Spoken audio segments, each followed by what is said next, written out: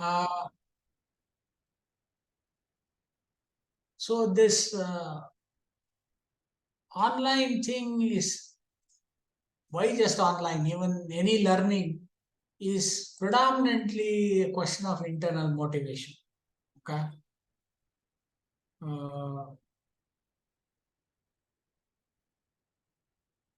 So how do we build on this? Self-learning, self-directed learning in online, there's a lot of emphasis on self when the online education is in progress. Whereas offline, there is a lot of emphasis on the teacher and on the student. Whereas in online learning, 90% of the emphasis is on the student. So you have to set a goal to learn. You have to plan to achieve that goal. You have to go through the learning process. You have to show you have learned and reflect on what you have learned. So these are typically what motivational aspects to. Now the problem here is many students don't know how to set a goal for learning. And if there are some goals and the goals are very, very cheap goals, I want to pass, I want distinction. These are very poor goals. I'm not saying you should not get distinction. If you learn well, you should get distinction. So you must set goals for learning rather than some statistics. Okay. And all self-learning has these 4 parameters for this thing. Are you learning for credit and qualification, which is even transfer of credits? Or are you learning for personal knowledge? Are you learning just for the pleasure of it? No credit of any sort, not even the personal knowledge, just you're learning for pleasure. Or you are learning for professional and academic improvement or academic needs. Okay. The motivations for all this is different. There is huge motivation towards outcomes here. There is huge motivation for accomplishment. There is huge outcome for satisfaction, and there is huge outcome for pleasure. So all the 4 are different. So it just depends how you are setting your goals. And today, plenty. Okay. You have 900 universities with 110 million students. You have online courses for school education, out of school education, undergraduate education, and postgraduate education. Today, even research is happening. And the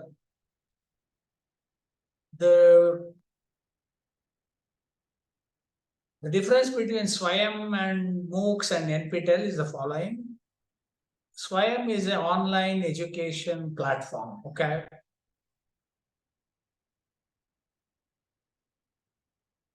So typical courses consist of 40 hours of teaching learning material, 20 hours of video, and 20 hours of electronic text. Academicians through SWAYAM can facilitate effective teaching both on campus and online. A class teacher can act as a mentor to assist online classes. Material may be used as blending learning or flipped classroom. Okay? NPTEL basically develops content. It uses SWAYAM platform for online certification. Okay. The basic premise is knowledge is free. Okay. So today, more than a lakh of exam applied for registration. 1.5 million total enrollments.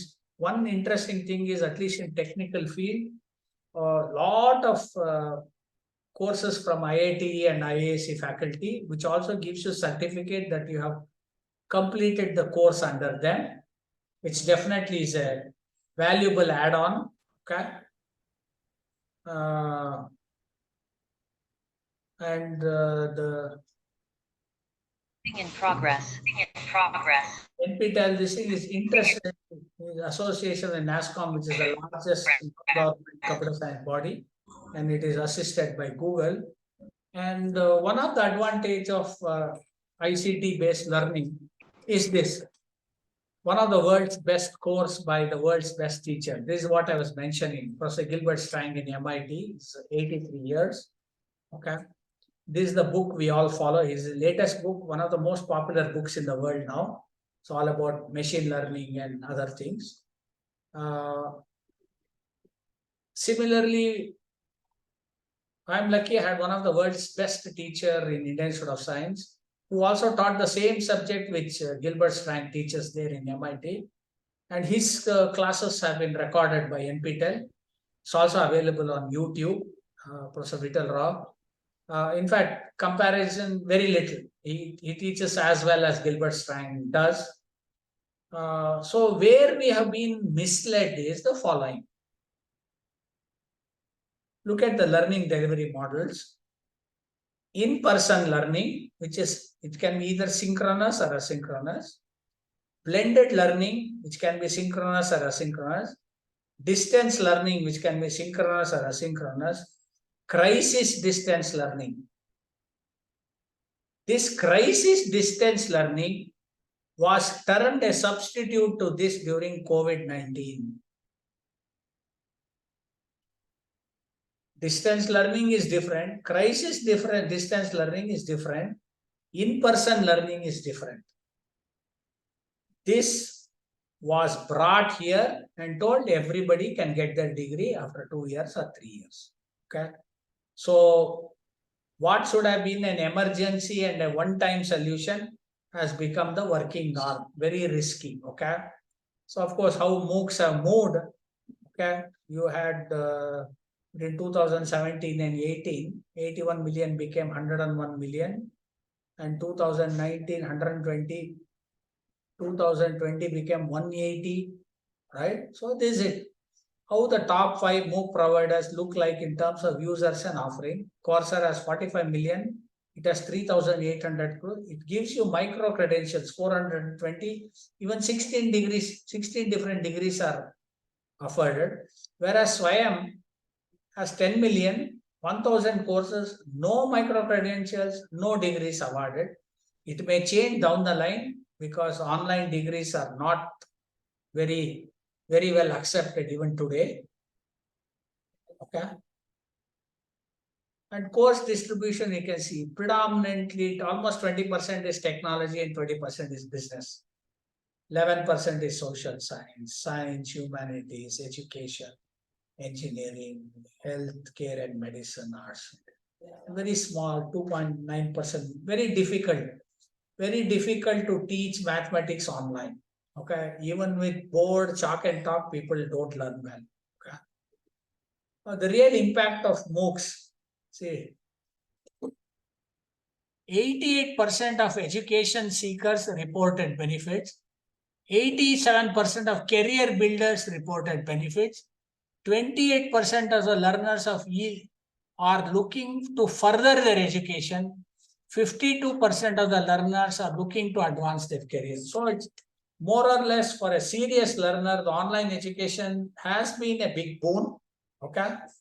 And there have been various things. Okay. Second highest in the world are from India. 27% from US, 8% from India. Okay. And from different backgrounds. Okay.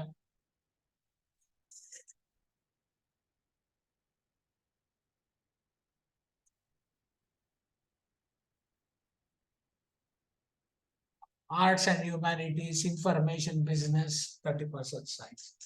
Again, completion rate is very low. Okay. People register a lot.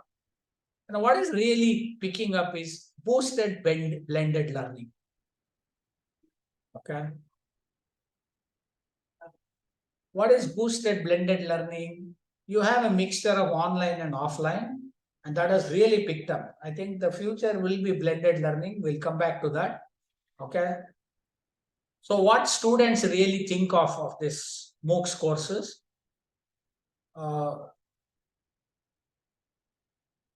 3 different courses were evaluated. One advantage is self-paced learning, learning from experts, very good quality course material, and the fact that it is free. What are the disadvantages? Lack of interaction. Okay. poor interface design, and too much of self-directed learning, which means if I can't motivate myself to learn well, I don't progress. Okay. What is difficult through MOOCs? We saw mathematics is difficult. Similarly, design processes are difficult. When you want to design things, make artifacts, make gadgets, a lot more difficult to teach those online. And there are hidden motives. A lot of people want profit. Okay. A lot of them want institutional credits. There are a lot of certification fees, free to access, but pay to certify. And you have to pay for getting institutional credits. And a lot of them are actually built for profit. It's like Geo and others, which gave you free 3 months mobile, and then after that they have jacked up the prices. In 3 months they killed all the competitors. Now they have no competitors, and that you are the victims. This is the typical thing that happens with all customer this thing. And nevertheless, after the COVID, there is huge demand for online courses. So learning is not delivered to students, but rather emerges through learner experience here. Learning can be delivered to students, and delivery can be optimized through algorithms. So open courseware like Harvard, MIT and all, not trying to make here, Udacity, Coursera, trying to make billions of dollars, market driven, open and this. Okay. So there are 4 quadrants of e-content. One is the e-tutorial, where web, video, audio, content, simulation, animation, virtual labs. I'll come to virtual labs, simulation and animation shortly. Quadrant 2, e-content, e-books, text, self-instruction material, case studies. Quadrant 3 is web resources, supplementary reading, related links, wiki and glossary, open content on the internet. Quadrant 4 is self-assessment, multiple choice questions, quizzes, assignments. So assessment, tutorial, e-content and resources. So these are the 4 components of MOOCs courses. And no doubt it started off well in 2008. Slowly they built up. Today they have tremendous amount of opportunities. Okay. In fact, many international agencies take students not with a degree, but only those who have a degree, but they have certification of authentication from recognized open source material. Okay. So somebody has a first rank from university, they'll say, okay, first rank is fine, but can you show you have cleared some course under edX or Coursera, something like that, because they don't trust our evaluation, honestly speaking. And rightly so. Our evaluation is so bad, you can't check. 80% student from Mysore University is almost junk. Okay. Yeah. Do MOOCs contribute to equity and social inclusion?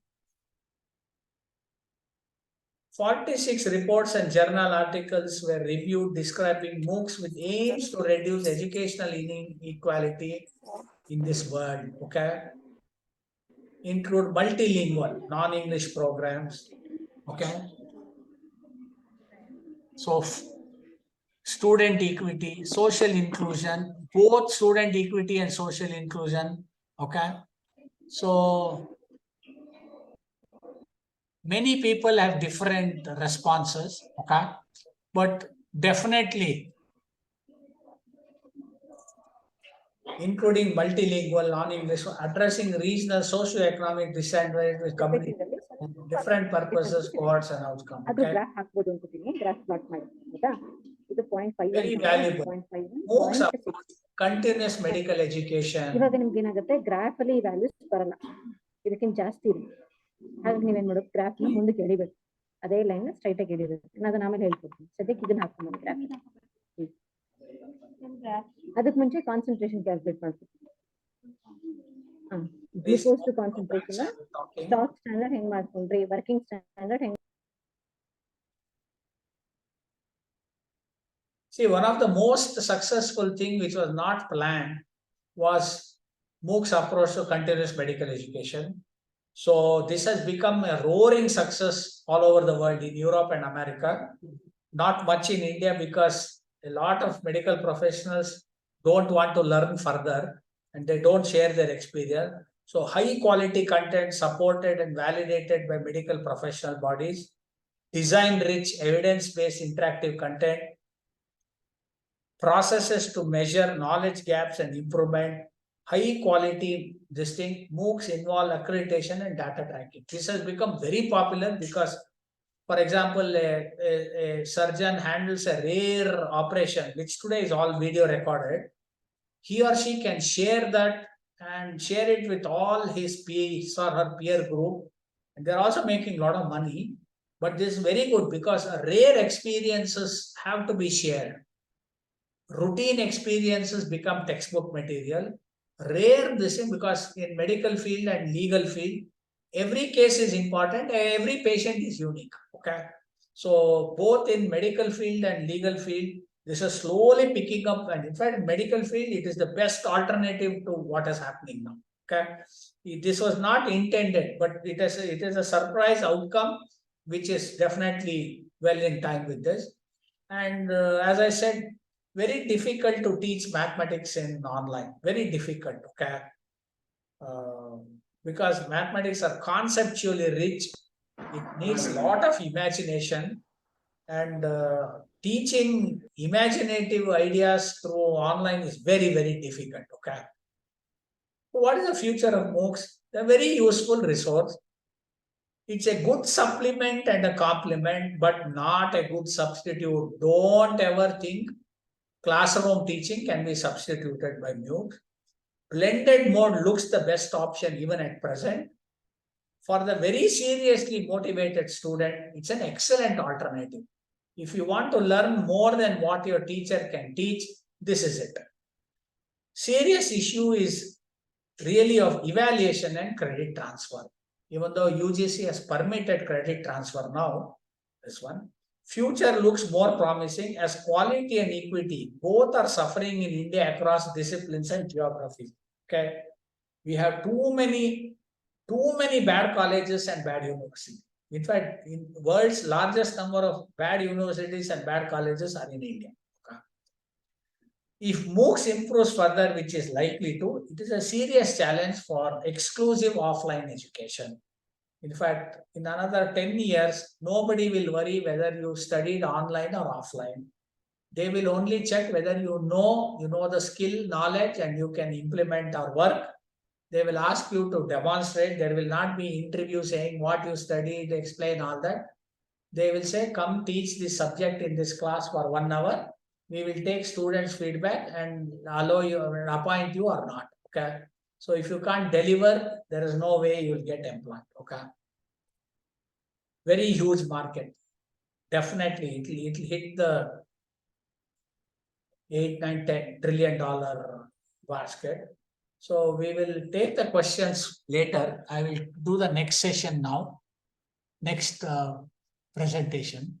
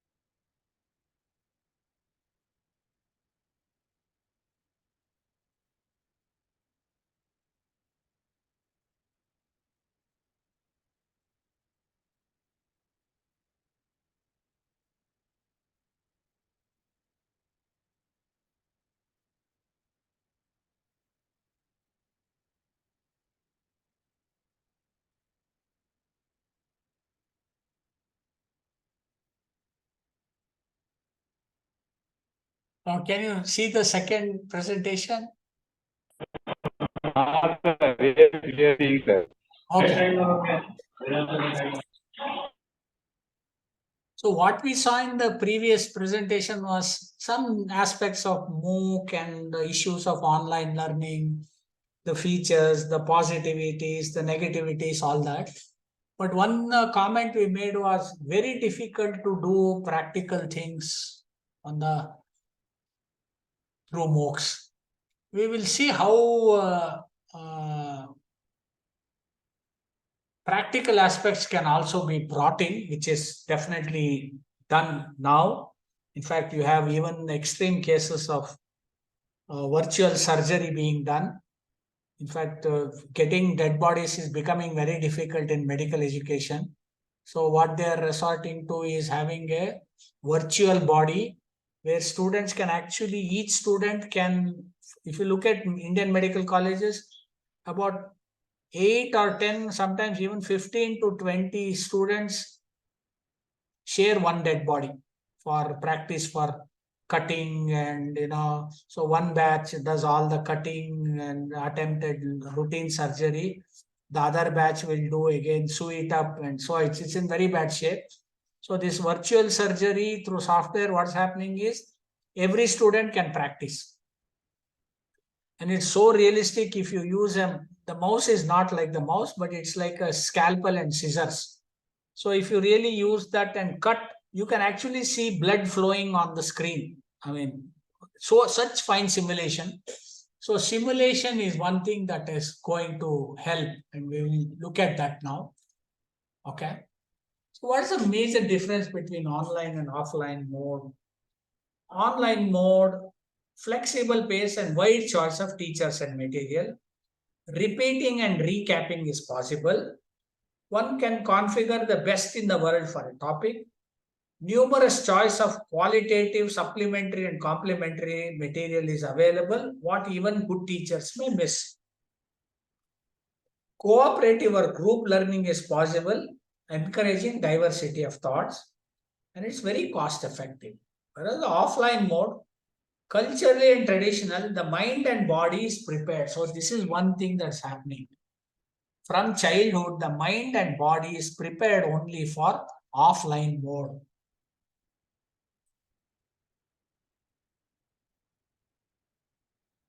We learn better when we have a physical body in front of us doing that. Okay.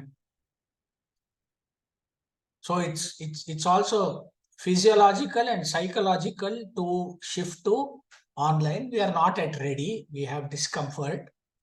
There is some level playing field in evaluation and psychologically comforting, meaning in offline mode, you don't have false competition from your classmates. In fact, just last week, one parent came to me, the mother came and told, we want to come and talk to you because my daughter doesn't want to go to school. She says everybody in the class is so smart, they are answering everything. I don't want to go. So this kind of false competition in classrooms makes good learners also very withdrawn. Okay, so whereas in offline such things are not there. Anxiety of exploration is not there unless it is voluntary. For example, suppose you want to answer or explore something which is told in the class. Many times if you give some answer, the teacher says, no, keep quiet, that is not what is needed, you don't act smart, all that. So children don't try to explore because they are afraid of getting scolded or reprimanded. And this is there because you are free to explore.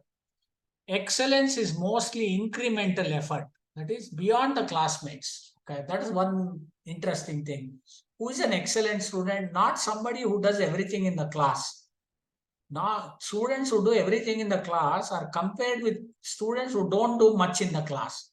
Excellence is what is beyond the class. Okay, so laboratory sessions are well designed and done uniformly for all if it is offline, whereas online very difficult to do practical. and it is getting expensive progressively. Higher education is going to be so expensive. In fact, it is so expensive in Europe, particularly UK and US. There are a lot of students who give up. There are a lot of violence happening because of that. And there are a lot of questions raised. In fact, 70% of the low-grade universities in America and Europe survive only because of Indian and Chinese students. It is only with their admission that the university survives.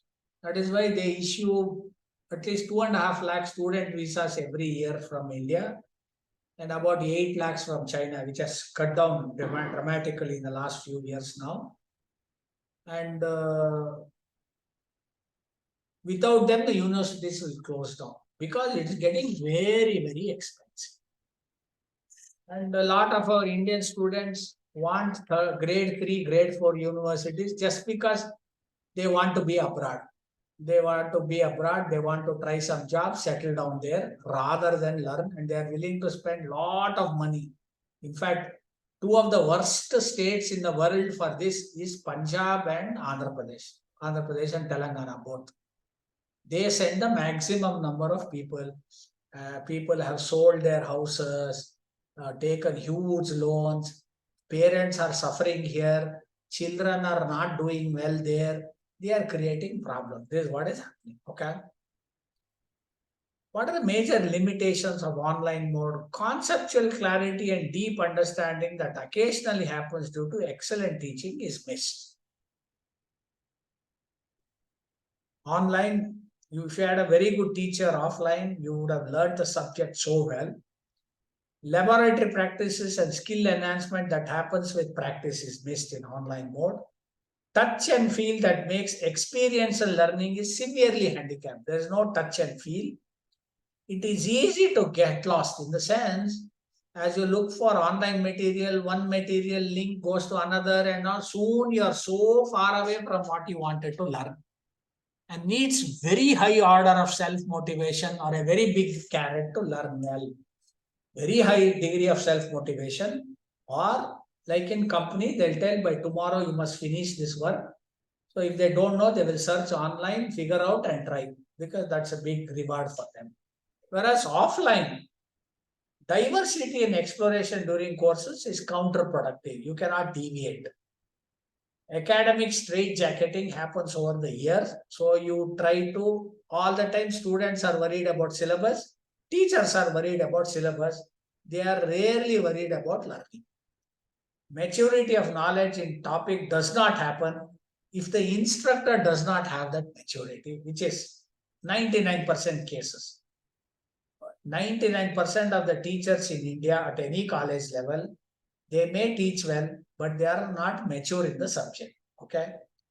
And not possible to learn bitter truths, politically not right ideas, and non-conformist expression, meaning you can't learn things which are not in the textbook and or in the syllabus or in the ideology, whatever it is. So people don't grow, they don't have a wide mind. Okay. Many or most of the time, syllabus is outdated and out of context or even unrewarding. When you finish the syllabus, you have made sure that the student has wasted 6 months on a course which has no reward for him or her. In India, quality learning is not affordable to most anymore in the offline mode. Okay. What did we learn from COVID? People will learn on their own if only compelled to. It's not voluntarily. Technology and tools have rapidly built up to support online, and it is likely to stay as a backup or a backbone. Companies have endorsed that it is comforting and profitable to allow work from home. Work from home has got encouragement because companies have made a lot of profit. There are no offices, no cafeteria, no transport, no electricity bill, no water bill, very little, 1 or 2 security, so many consuming items, printers, stationery, Xerox, printing, internet communication, all that has been reduced. In fact, in COVID, 90% of the software companies made huge profit because they pushed everything to home. People were working from home. There were no expenses on them. In fact, they are the ones who are now keen on work from home. At least now they have a hybrid mode. 3 days from home, 2 days from office. It was 4-1. Now it has become 2-3. They may go to 3-2, 4-1, we don't know. But working from home is very profitable to companies. So when work from home can happen, learn from home is also possible. Profit being the main driver of technology, it is likely that online learning and offline learning will coexist. Now we can take the best of both and do better, which is blended learning.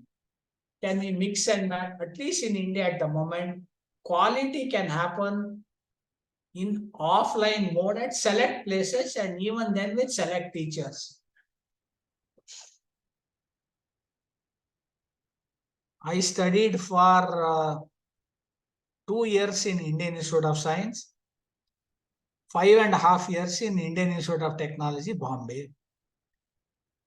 Out of 7.5 years of learning as a student there, I can think of only 3 or 4 teachers whose courses mattered. There were hundreds of other teachers. So, select places and even then with select teachers. But everybody wants high quality learning. So, online provides the best possibility of qualitative learning, but has other barriers like access, equity, culture of learning, assessment, credits and rewards apart from acceptability. Career and job orientation actually negates rich, deep and diversity of learning. For example, everybody is busy into coaching classes and preparing for entrance exam. You see a lot of students coming for postgraduate education in Mysore University. 90% of them are not interested in the course. They have come here to prepare for constable's job, sub-inspector job, and other things, or some from KS and other things. So we have made sure that people come to educational institutions not for learning, everything other than learning. Okay. It is interesting and happening that from 2080 to 50-50 offline online mode has been working and yielding encouraging results. We need to try and experiment more, perhaps with the new education policy, etc., etc. So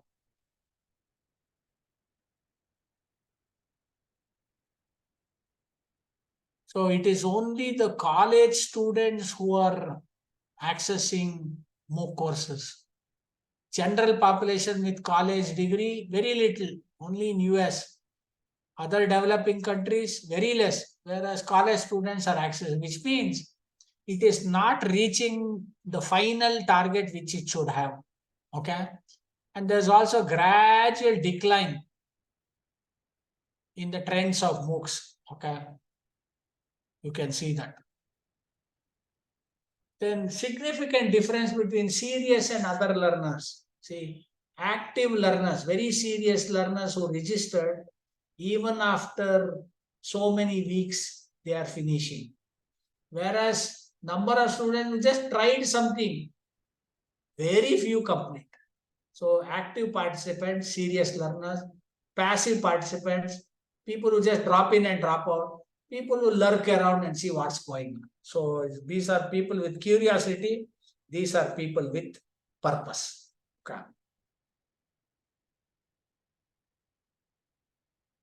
So this is also 2 things that are happening now. Online courses are being packaged along with university courses as an online program partnership. And very intense boot camps are happening in universities. You can see that nothing was happening till 2015. Suddenly it has exploded by 2021. 181. This is statistics. We similarly here. So lot of universities and colleges are packaging online programs as part of their credit requirements. And in some cases, they are calling the online program people for a short, one duration, intense bootcamp. Okay. Mainly partnership to recruit and deliver bootcamp programs. Okay. For example, some software company says, I want your students to learn this. That is not there in the syllabus.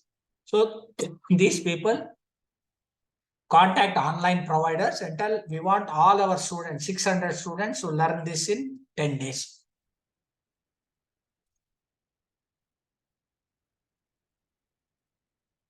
That is being done. This trend will continue. Okay. However, for serious learners, there is a net gain. Percentage of students reporting high progress on learning objectives. Learning to conduct inquiry, 47% said yes. Learning to synthesize knowledge, 62%. Learning to apply knowledge, 66%. Understanding fundamental concept, 82%. Gaining factual knowledge. So, overall, for a serious learner, MOOC is a big advantage. Again, MOOCs in present form is close to failure, meaning people who registered, finally the best is completing is 10%, which means 90% who registered don't complete. So MOOC in the present form will not continue. They're already changing. This is the way for MOOCs. First was MOOCs. Now it is boot camps. Next will be micro credentials, which will cost $2,000 in US. Okay. Nano degrees they will give, mini degrees. Fourth way will be nano camps. Membership, subscription model, cohort program, some live instruction, long tail instruction and curriculum. These are the things which will dominate. In fact, Coursera, Udemy, edX, you will not even hear of them in the next few years. We already are from here between second and third wave. The fourth wave is awaited. So the current MOOCs in the present form here is almost discontinued. This is initially MOOCs, then this, then the toolkits, now the cohort, how to produce outcomes, how to own your own audience, how to make money online. So to MOOC or not to MOOC, that's a question.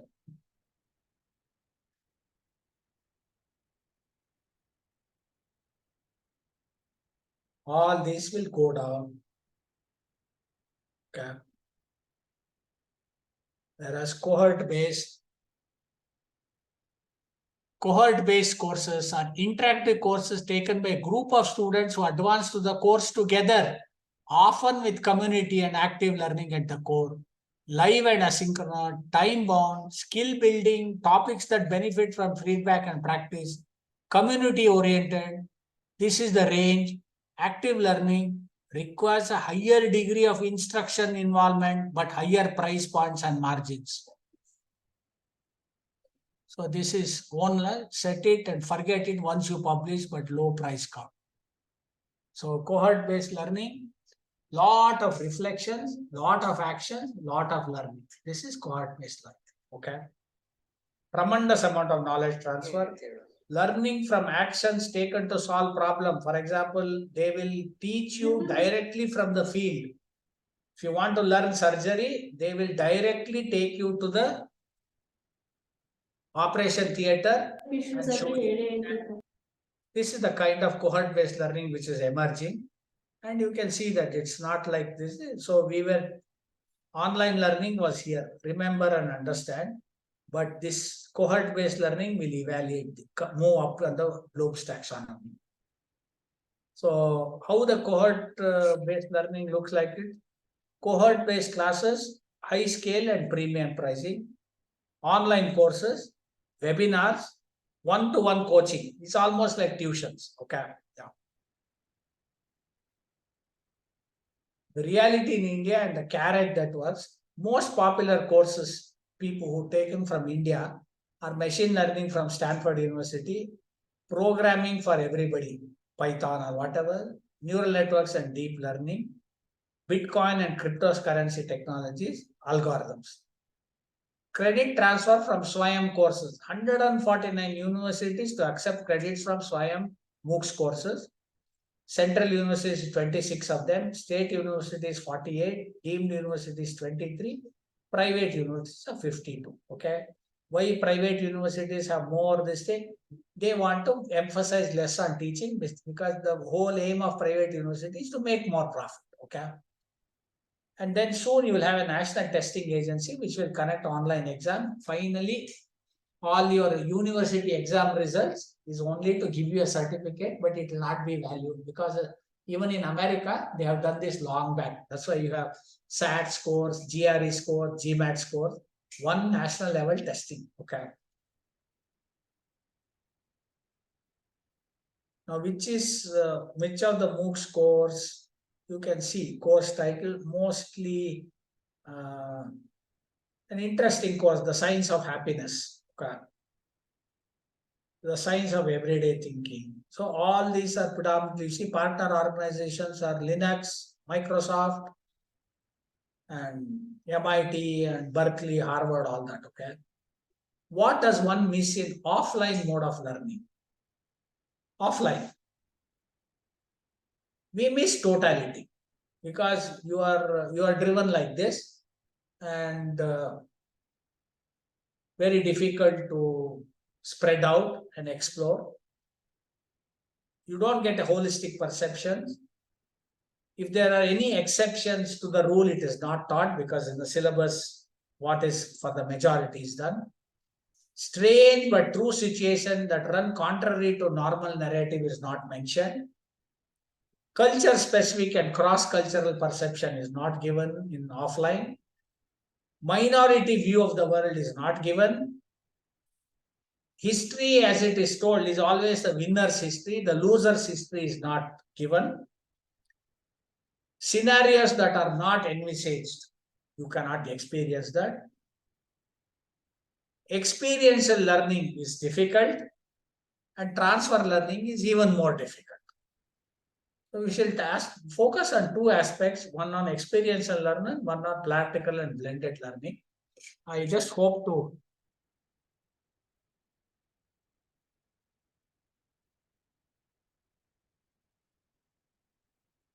yes, let's hope they have this. Okay.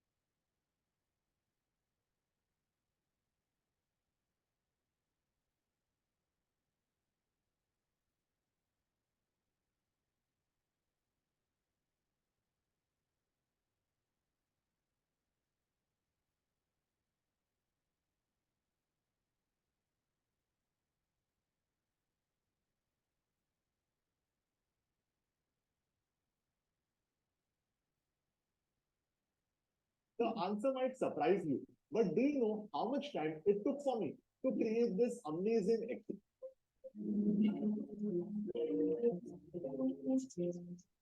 अगर आप adventure के शौकीन हैं तो दिल थाम के बैठिए, क्योंकि आज द नॉलेज आपके लिए लेके आया है एक ऐसे एडवेंचर की कहानी जिसे सुनकर आपके रोंगटे खड़े हो जाएंगे। और जिसके बारे में शायद आपने पहले कभी नहीं सुना होगा।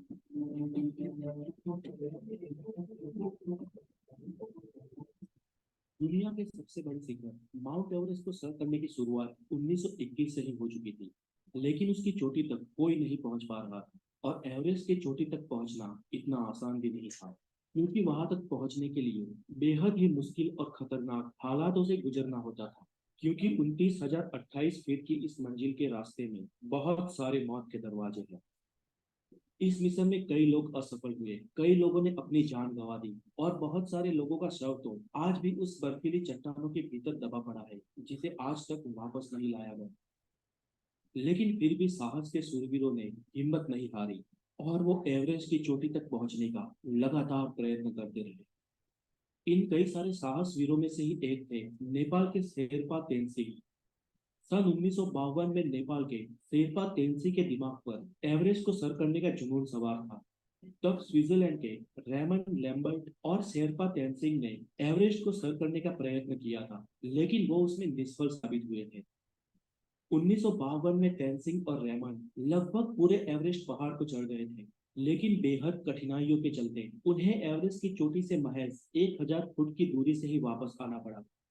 मंजिल से इतने करीब होकर भी वापस आ जाने का दुख उन दोनों को था, लेकिन तेनसिंग ने हार नहीं मानी। फिर से एक साल बाद सन 1953 में तेनसिंग 7 अंग्रेज और 2 न्यूजीलैंड के पर्वतारोहियों के साथ एवरेस्ट के अभियान के लिए निकल गए। तेनसिंग और एडमंड हेनरी की टीम ने पहाड़ चढ़ने की शुरुआत 9 अप्रैल 1953 के दिन की। बर्फीले रास्ते, माइनस में टेम्परेचर, हिम नदी, कभी भी टूट पड़ने वाली शिलाएं, और इवांस की टीम इनसे पहले आगे बढ़ रही थी। और 26 मई के दिन माउंट एवरेस्ट के शिखर से वो लोग सिर्फ 300 फुट की दूरी पर थे। लेकिन इवांस और उनके साथी बहुत थक चुके थे। उनके शरीर ने जवाब दे दिया था। उनमें अब एक कदम भी आगे बढ़ाने का हौसला नहीं। वो कुदरत और अपने शरीर की कठिनाइयों का सामना करते करते एक के बाद एक कदम आगे बढ़ाते गए, और सुबह के 9 बजे वो लोग दक्षिण शिखर तक पहुंचे। धीरे धीरे ऑक्सीजन खत्म हो रहा था, और अब उनके पास उतना ऑक्सीजन भी नहीं था कि वो इस पूरे अभियान को ठीक से खत्म कर सके। तेनसिंग की गति धीमी हो रही थी, उनके पांव धीरे धीरे भारी हो रहे थे। कुछ यही हाल हैलरी का भी था। हैलरी ने तेनसिंग की तरफ देखा, उनको कुछ समय के लिए रोका और उनके ऑक्सीजन की नली को साफ किया, क्योंकि उनको सांस लेने में भी तकलीफ हो रही थी। वो लोग एक के बाद एक ऐसी आने वाली कठिनाइयों को मीटर की ऊंचाई पर पहुंचे, तब उनकी खुशियों का कोई ठिकाना नहीं था। ये एवरेस्ट की चोटी के कुछ रियल वीडियोस हैं जो किसी भी इंसान को मंत्रमुग्ध करते हैं। लिया, और इस तरह इंसानियत ने और एक कुदरती विषमता को परास्त कर दिया। आज के लिए इतना ही, और अगर आपको ये डॉक्यूमेंट्री अच्छी लगी हो तो इसे हो सके अपने शेयर और लाइक करें। अगली वीडियो में हम आपके लिए लाने वाले हैं इंसानियत की और एक जीत की सच्ची कहानी, द नॉर्थ पोल यानी उत्तर ध्रुव के बारे में। अगर आप नए हैं तो हमारे चैनल द नॉलेज को जरूर सब्सक्राइब करें। Have a good day, take care. Whatever your thing is. So you saw two interesting. One was a simulation about bringing. I mean, you have a biology or a zoology course, and one of the most impressive things is a large blue whale, which is, I don't think any of you have seen a whale in your life. So it's very difficult to see these majestic creatures. But you see the kind of simulation, which is a virtual reality that they have done. You can even see the water drops falling right in. It's in the basketball court. They have arranged the whole school to come and experience it. So that's really what is remarkable about 3D simulation today. And this 3D simulation is today part of classrooms. Okay. It takes a lot of effort. You actually have to record it in live in the ocean and customize it to be rendered in the classroom. But it's being done now, no doubt. And the second one you saw, we all talk about Himalayas. Again, I think many of you have not even seen the Himalayas in life. But upper altitudes, you can see how difficult it is for any human endeavor there. So YouTube material, lot of YouTube material. Of course, much more rotten things are there on YouTube. But YouTube material is so advantageous to enhance the learning and experience of students. In fact, if we can show this to some of our students, they will also understand when you talk about geography and write about Himalayas in the syllabus. There's a lot of difference between writing and showing Himalayas in live. You can't go and see it there. Even though I have been lucky, I have trekked twice in the Himalayas. Most students have no idea of what it is. Okay. So if you can add online material into your regular courses as much as possible, the important things, it will definitely enhance the learning. That's really what blended learning is all about. And what about laboratory practice? We saw the virtual reality of whale experience. Even virtualization has helped to do interesting virtual labs that are in many higher education institutions. In fact, today we are working on few things where a mobile phone, slightly high-end mobile phone, is a complete laboratory. You can do so many experiments that you do on your mobile phone, and which means every student can do the lab. Now today in even good institution, lab means a batch of 3 students doing one experiment. Okay. So these allow remote logins and facilitate students to try standard experiment. This allows better look and feel. One great advantage of this is at least we can make sure that each student does the laboratory by oneself. This can actually be the biggest differentiator, if any, say in virtual surgery for medical students, where every student can do all the surgeries, whether it is hernia, whether it is piles, whatever it is. Okay. And there are a lot of virtual labs.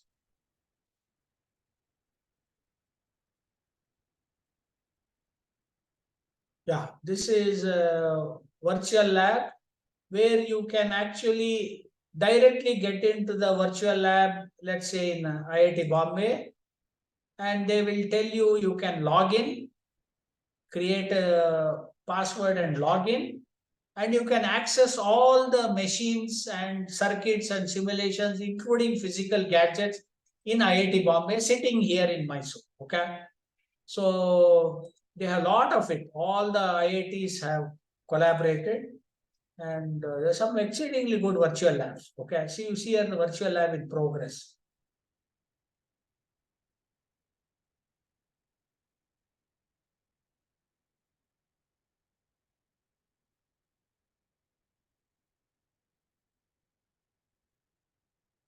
Yeah, so and each lab, analog electronics lab, basic electronic, digital applications, so many labs, hybrid. You can get the reference books for what, the syllabus for this, all this. Okay.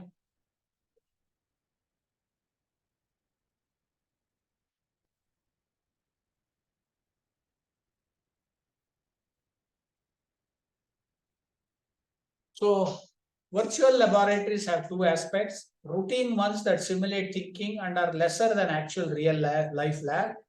Simulators that give larger than many times impossible experiment, that is controlling a nuclear reactor, that are close to reality. Many new areas in life science have started this, and over the next few years, we can only expect online labs to art and part of curriculum. Okay, so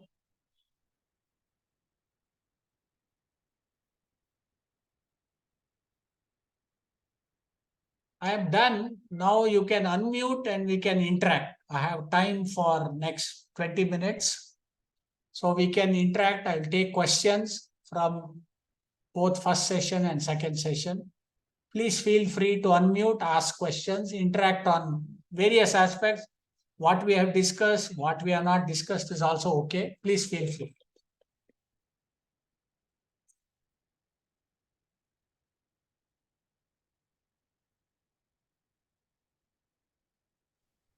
Good afternoon, sir. Am I audible, sir? Yeah, you're audible. Tell me. Sir, yeah, regarding, SWAYAM courses, you must be heard about, NPTEL courses or SWAYAM or MOOCs courses. Uh, So, what's your opinion about NPTEL courses?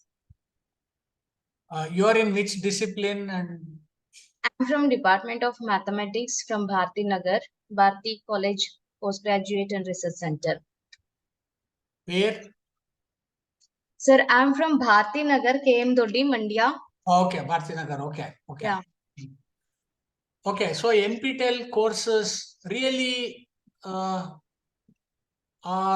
again I say, is supplement, not a substitute. Okay. For example, the most famous maths course in NPTEL is Professor Vittal Rao's linear algebra course, who was also my teacher. What is useful and interesting? Teach the basic concepts in class, but ask them to go through the lectures and come back. That will be very useful. A lot of things are happening because we have followed both Vittal Rao's and Gilbert Strang's lectures. And we did learn. We learned the basics in class, but we got refinement, quality, and as I said, mathematics, if you can teach the basics in class, the other interesting higher ideas can easily be done through online. But teaching basics online is really difficult. Basics online is done best when you do it with chalk and talk. Yes. Okay.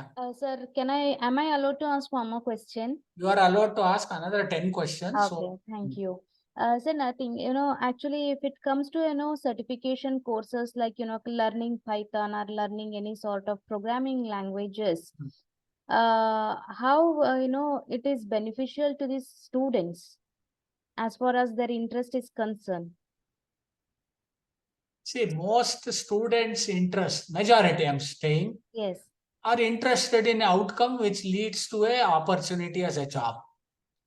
Now, what these Python and other certification courses do is the content is tailored in such a way that the successful outcome is actually accepted by an industry. Yes, sir. Okay.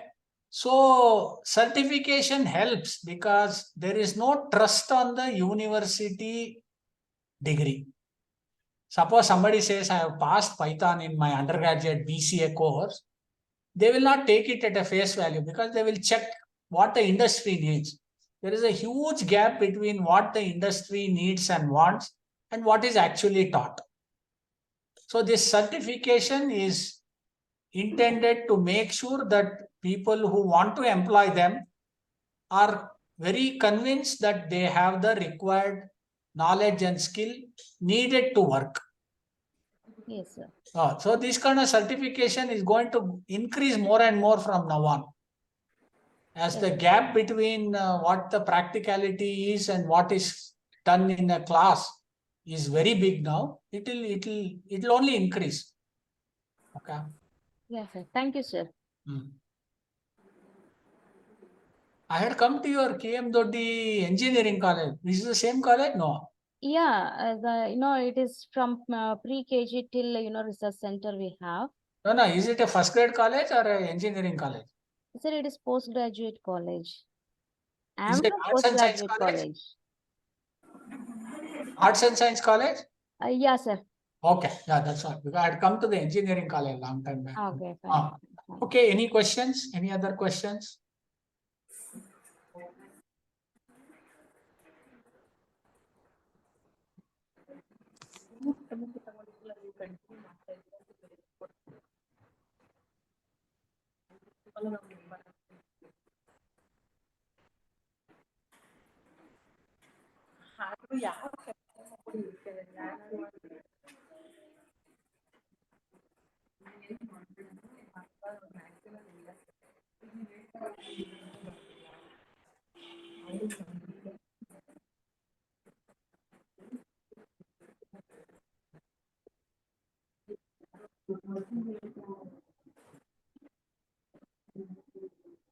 We have no questions on anything. Wonderful.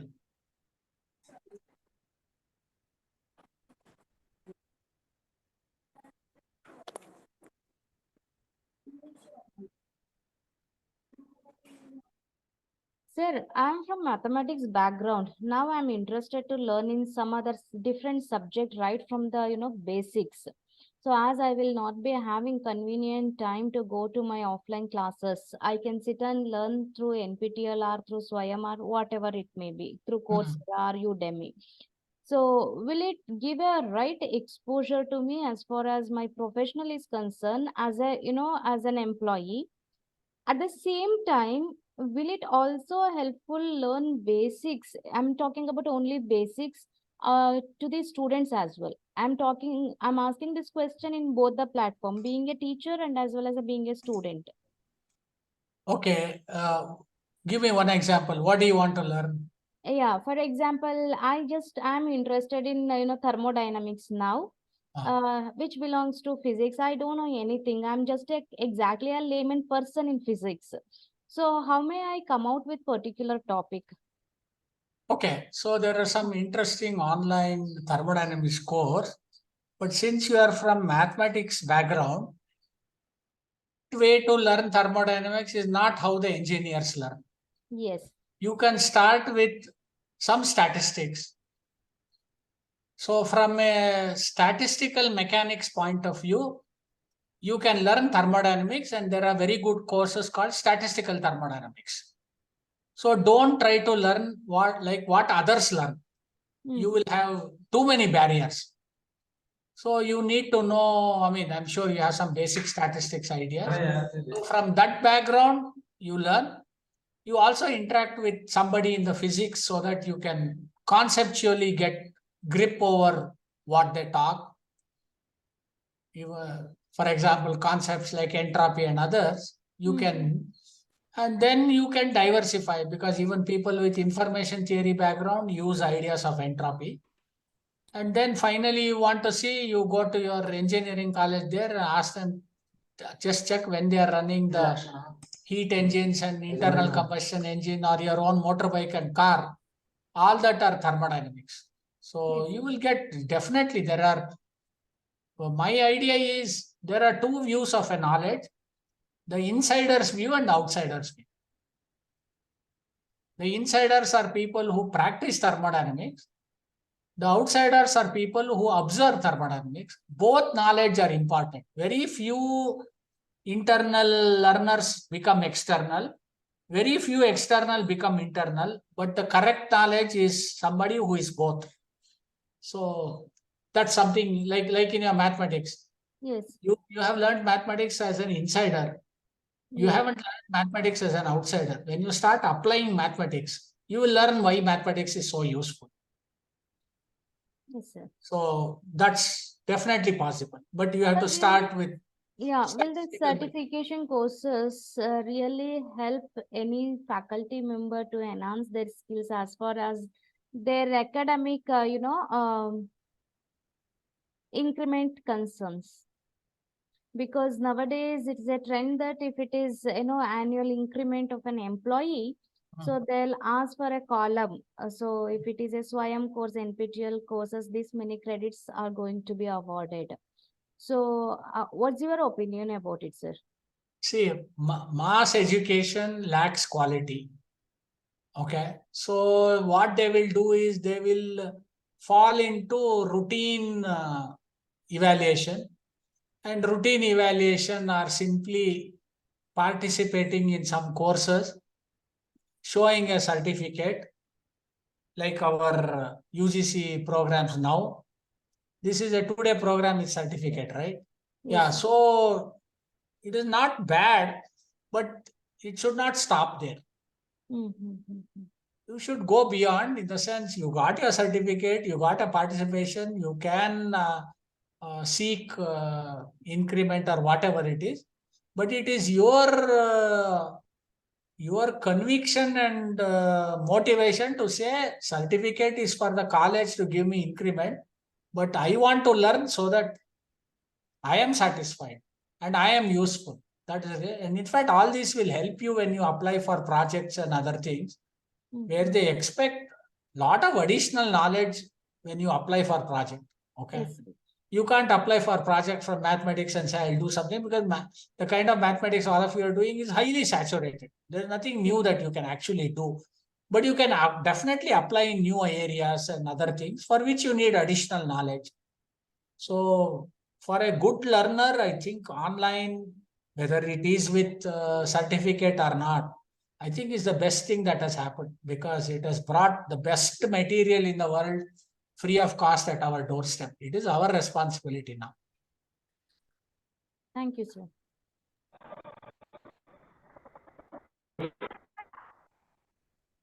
Hello. Ah, One thing. You mentioned your audio is very type of problem going in Karnataka.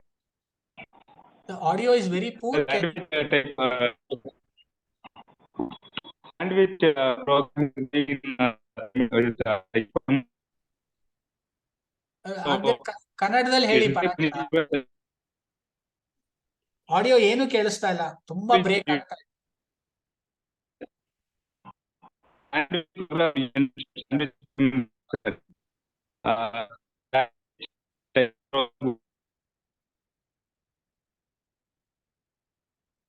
Audio ಏನು ಕೇಳಿಸ್ತಾ ಇಲ್ಲ.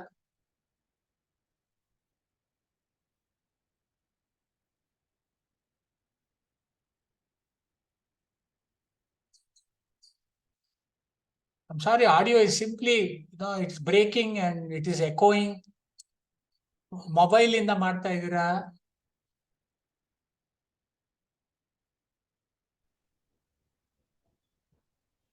Good afternoon, sir. Yes. Am I audible? Yeah, you're audible. Sir, because of poor network connection, I have not switched on my video. I hope That's you don't okay. mind. Sir, I just want to share a problem with you. Ah. During COVID time, we had prepared a lot of YouTube videos for our students to learn. And we had put our best efforts to do that. And even students liked it a lot. But now what is happening is, when I tell them whatever you said, blended learning, when I tell them to go through these videos, at least for a few topics, they simply are not interested to do that in the class. And most of these students are from rural background. I just want to put in that. So what would be the problem? Why they are not interested? When they come for real classes, they don't want to attend the virtual classes. So what could be the reason for this, and what can we do to overcome this? Now, what is, like I said, what is valuable is when you do online, that should add tremendous value to what is done offline. Only then they will. So if it is, if you can provide excitement and something very novel in that, then they will take it beyond the offline classes. Yeah. So the other way is to make it like certificate. Make it that what portion is shown online is important for test. Then they will do. So it's a carrot and stick policy which works with youngsters, unless they are internally motivated. Internally motivated are exceptions. Yeah. So you have to add significant value. For example, as I showed, you are showing, we are discussing, you are in which discipline, madam? Microbiology, sir. Oh, very good. So if you are looking at something, there are a lot of exceedingly good YouTube videos which have all these important things about microbiology. Very important subject now. Yes. Okay. So that portion, if you can add beyond what you do in the class and show those things are shown there, you please see that. That will be there. Some indirectly tell them that's important for test, something like that. And ask them to see, and they have to report back in the class. Yeah. Then they will have some interaction. Then which means they will, at least some of them will see it. So it must be a significant. Idu ontara like ice cream. Vanilla ಬರೀ ಎಲ್ಲರೂ ತಿಂತಾರೆ. Vanilla ಮೇಲೆ chocolate cherry ಗಿರಿ ಹಾಕಿದ್ರೆ that is what takes them. Okay. So what we do in the class is vanilla flavor. What you need to do is add those things. Okay. Fine. Okay. Only for the strongly motivated, even the basics online they will learn. But today's students are very clever. They are not motivated. They are very clever. Yeah. They know how to choose, how not to choose. It is not in their good, but they know what is to be done. So if they ask them to see half an hour of online class, they will say half an hour of music or IPL, something like that. Yes. I I get it, sir. Credits, at least a few credits have to be ಹೌದಪ್ಪ, dedicated for that. ಎಲ್ಲಾರ್ಗೂ ಒಂಚೂರು ಇದು reward ಬೇಕು ಅವಾಗ.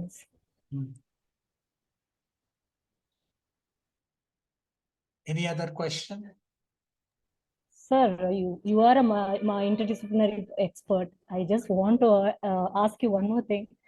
What about bioinformatics, sir? Can students actually learn from online courses as far as bioinformatics is concerned? ಸ್ವಲ್ಪ ಕಷ್ಟ ಅದು, because the entry barrier is very high. There are too many concepts needed, and then but basic ಈಗೆಲ್ಲ you see all this COVID ಇದನ್ನ virus ಮಾಡಿದ್ದೆ bioinformatics. Entire COVID vaccine was done using bioinformatics. We call it machine learning. Yes. So everybody did machine learning to make the vaccine. So virus to DNA data ಎಲ್ಲ ತಗೊಂಡು they did actually bioinformatics to get the model for a vaccine which was synthesized. So, but levels are very high. Basic bioinformatics ಸ್ವಲ್ಪ ಮಾಡಬಹುದು. ಸ್ವಲ್ಪ statistics ಗೊತ್ತಿದ್ರೆ most of the bioinformatics is actually collecting biology related data and doing statistics on that. So ಆ ಥರ ಏನಾದ್ರು ತಿರ್ಗಿಸಿದ್ರೆ ಸ್ವಲ್ಪ interest ಬರ್ಬೋದು, but ಇನ್ನು ಜಾಸ್ತಿ ಬೇಕು ಅಂದ್ರೆ ಕಷ್ಟ ಅದು. The subject it self is like that. Yes.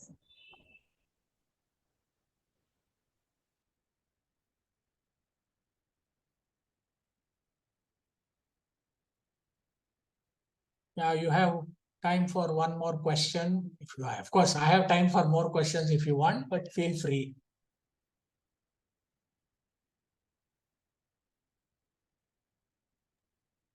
Sir, will statistics plays a major role with any multidisciplinary kind of subjects? Statistics is the most important subject in the world now and for the next 10 years. There is no substitute to statistics. Very important, very essential, and the whole world will be driven by statistics. So in fact, now statistics is compulsory for everybody in Indian Institute of Science. Any discipline, biology, life science, genetics, physics, everybody does statistics.